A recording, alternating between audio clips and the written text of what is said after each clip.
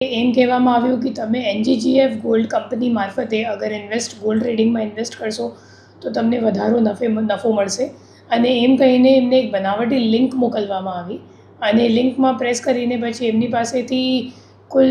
25,75,000 રૂપિયા પડાવવામાં આવ્યું બીજા ખાતાઓમાં અને પછી એ પરત આપવામાં નથી આવ્યું અને એ રીતે એમની સાથે છેતરપિંડી કરવામાં આવી અને એમને કંઈક નફો પણ નથી મળ્યું અને જ્યારે આ ગુનો અહીંયા દાખલ કરવામાં આવ્યો ત્યારે આપણે ટેકનિકલ વર્કઆઉટ કરીને આપણી ટીમ હાલોલ ખાતે ગઈ અને હાલોલથી ઘનશ્યામ ઠક્કર કરીને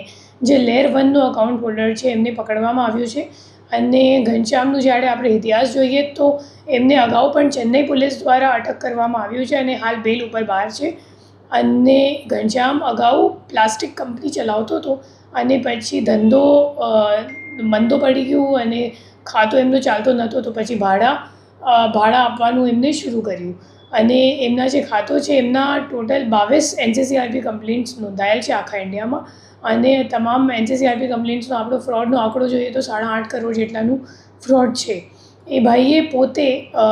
જે એમનું અકાઉન્ટ છે એ કિટ લઈને વૃંદાવન ખાતે રૂબરૂ ગયું અને જે નાસ્તા ફરતા આરોપીઓ છે એમને ત્યાં આપીને આવ્યું અને એના માટે એમને 1,20,000 જેટલાની કમિશન મળી છે.